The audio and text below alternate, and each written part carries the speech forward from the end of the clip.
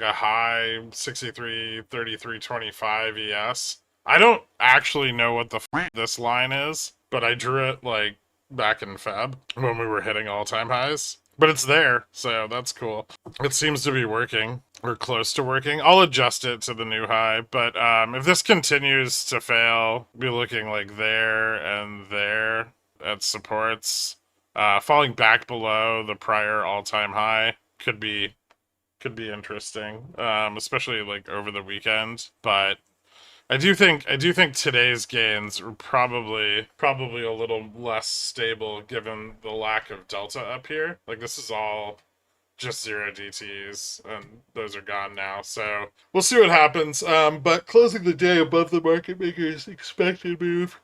To the upside here, 62.7935 on SPX. Even a little better than my bull case for the week. Actually, quite a bit better than my bull case of the week. Like a 100-point move today. A lot of today's move on the proposition of an EU trade deal, like the macro data was mixed at best. But if there's a trade deal with EU before next week, that would be supremely bullish. And then also possibly better news on the budget getting passed in the House, but that seems to be mixed and reported differently from different sources.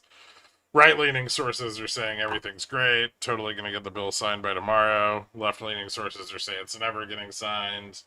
More neutral sources are saying something like, it's probably going to get pushed a couple weeks before congressional committees can agree on anything. At which point, those changes will have to still go back to the Senate. So, correlation dropping pretty sharply this morning, but kind of turning around for the short-dated correlation at the end of the day.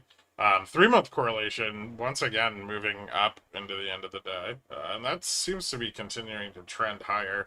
So it's possible that, past this window of market catalysts, there's a little less interest in the dispersion trade, and it seems to be breaking down a bit.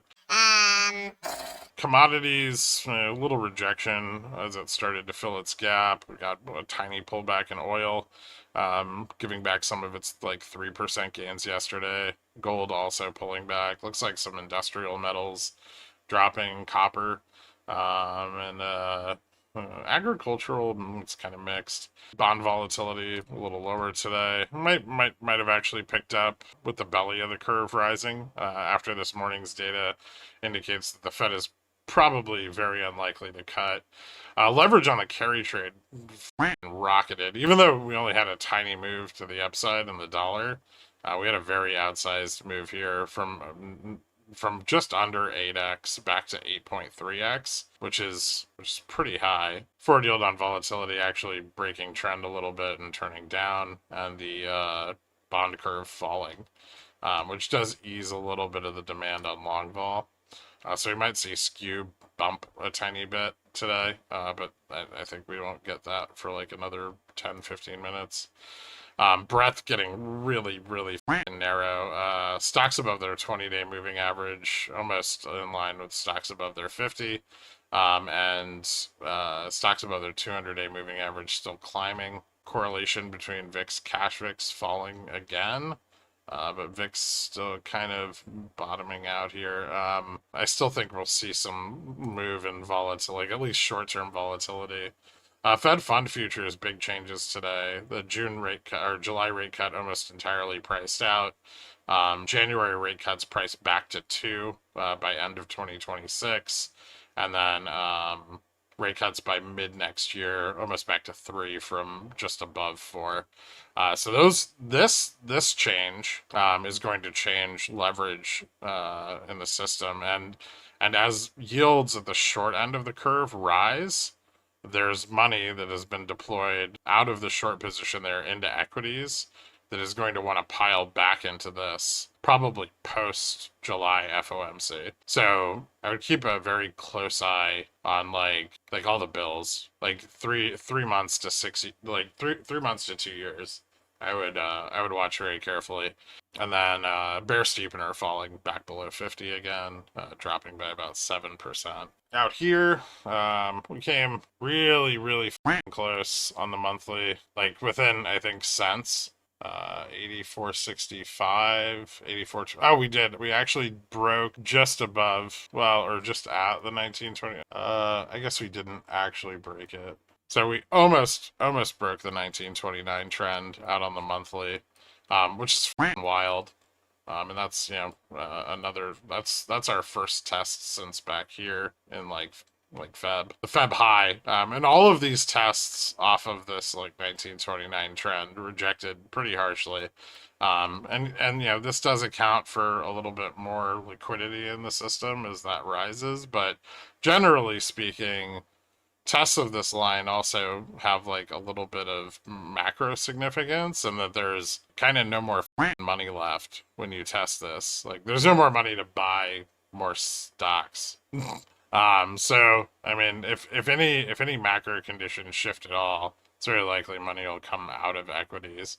And then a little shorter term on the 1 day, we've got multiple gaps to the upside. We're starting to probably get a little bit of buy side exhaustion.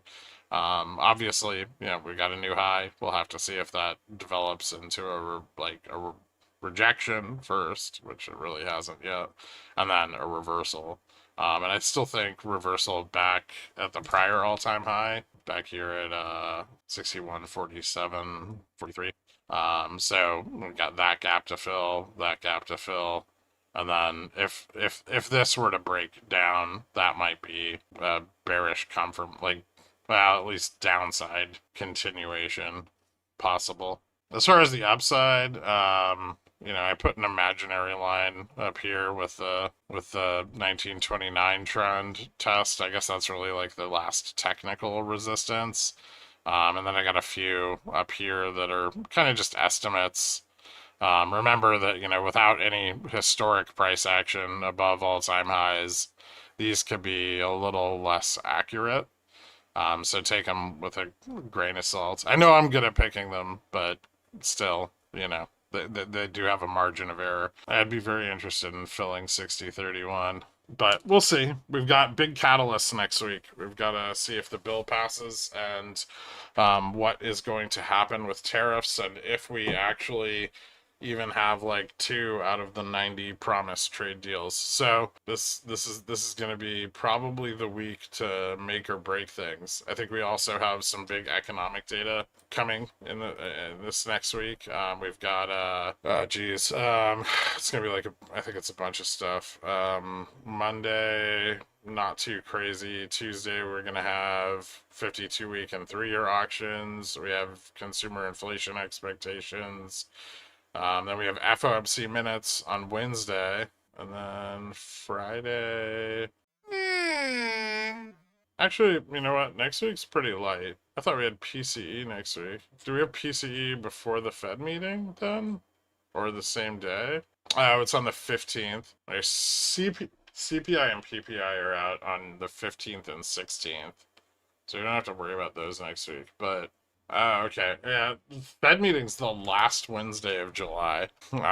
So that's weird. But I guess the Fed will have CPI and PPI before the meeting, GDP too. So there'll be no question about how informed their decision is. That's weird. It's like all the way at the end of July. All right. Anyway, no Fed meeting because it will be dissolved by then. No, that's ridiculous. The bill passing, it's like there's a lot of speculation on what the bill could be in terms of tax cuts and cuts to spending. However, it does increase deficits and increases them pretty substantially. Another 3.3 trillion in the Senate version versus the 2.6 in the original House version. And so unless they can get some of those deficits trimmed back, I mean, those are not going to be good for confidence in bonds. And once that's locked in, there's no more speculation. Then the news is like the rumor is over, And I still think a lot of this upside is buying the rumor. I think the same is true for tariffs. I think we're pricing in the best possible scenario for both major catalysts, and I think if they fall short of that, things are likely to reprice. Pickle Trick got end of day pull right for the first time ever today. I told them if we lost 80, we'd close below it. They already knew. Maybe if you were paying attention to the market, not to its stupid polls, you would have gotten the end of day right also. Long-term puts time? Maybe. I mean, if there's an opportunity to get them. VIX 3-month is not below 16. It's at like 19 still. So vol's still really high. Both 30 and 3-month. So, I mean, if you buy Vega puts, you're not going to get a good deal on them, and you could get fucked. We shouldn't be above where we were in March before the tariff announcement. Yeah, I know. I know. But all those problems have gone away somehow. Meanwhile, we still have tariffs in place. And they are not small. I mean, like everyone got all excited on the Vietnam tariffs yesterday, and they were not good. It was like 20% on imported goods and 40% on pass-through from China. China's still at like 50. I mean, none of this shit is better by any means. The only thing tariffs are currently doing is just killing consumer demand, which you can go look at like the ISM manufacturing and services report. Consumers are not, they're pulling back still. Doesn't need to make sense. It's irrationally exuberant. That's what matters. Don't short shit above gamma neutral, you know? I know you guys. I know you like to buy puts. We've been together a long time. But that's dumb. Anyway, thank you guys so much. I will see you bright and early well, Monday now. Shit. Sunday, do we want to do it, or does everyone want the weekend off? I know for you guys, Sunday streams are part of your weekend off, but for me, it's not. Do it? Alright, we've had too many holidays. Yeah, we'll do it. Yep, happy 4th, everybody. Later.